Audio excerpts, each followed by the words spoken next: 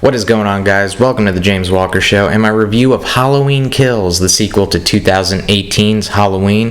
This film is once again written and directed by David Gordon Green and stars Jamie Lee Curtis. In true Halloween sequel fashion, this film takes place the same night as its predecessor.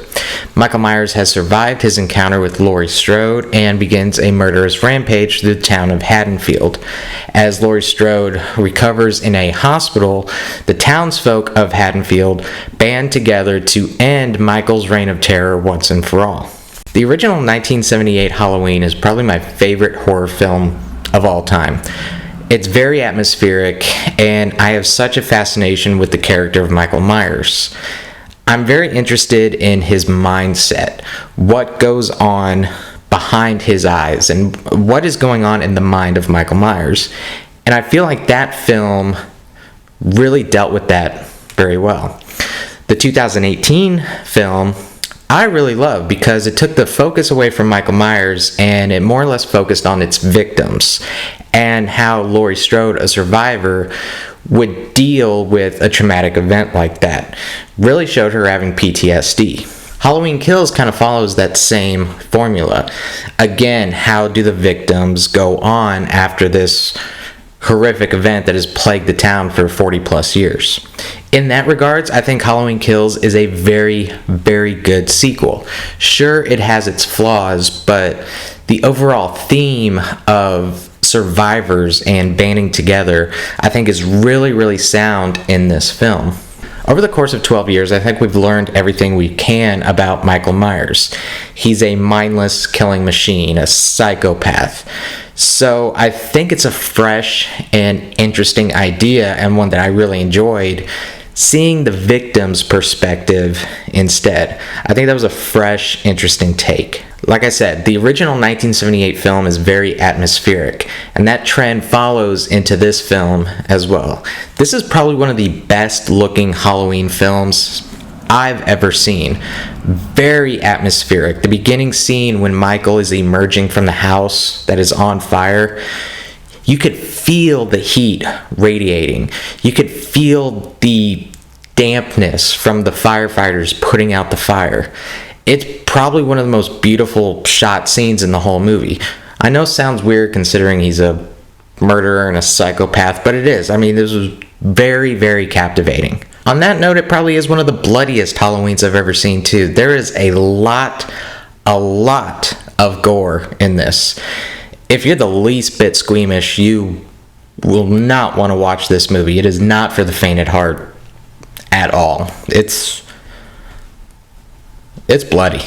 One of the aspects of the film that I really liked was the town kind of banding together to kind of finally end this nightmare that has plagued this town for so long. And it was really kind of rousing. You were with them. You're like, yeah, get this motherfucker. Fuck him. Yeah, kill him. A movie like this, you watch it for its nostalgic purposes, its atmosphere, and its kills. You don't really watch it for character development and character growth. Probably the strongest actress in the film, Jamie Lee Curtis, isn't in it a whole heck of a lot. Her character is confined to a hospital. You just kind of see everybody else's reaction to Michael Myers and the killings that are occurring. So as far as character development and character growth, there isn't a whole heck of a lot. It was nice seeing a lot of the returning characters. Tommy Doyle, played by Anthony Michael Hall, Lindsay Wallace, played by Kyle Lindsay, and Marion Chambers, the nurse, played by, I can't remember her fucking name. There's even a nice CGI Loomis in there, Donald Pleasance. That was interesting to see. Probably the biggest issue I had with this film was some of the dialogue and line delivery. Now, I'm probably going to say something that's kind of controversial in the realm of Michael Myers, but fuck it, who cares? Throughout Michael's, stint on, the silver screen, he's always been referred to as the boogeyman. Now, seeing the kids in the original 1978 film call him the boogeyman makes sense. But when you see those characters older still referring to him as the boogeyman, and them knowing his actual identity, knowing his actual name, just kind of felt off to me. Like, if I saw Michael Myers in real life, I would not call him the Boogeyman. I'd call him fucking Michael Myers, because that's his name.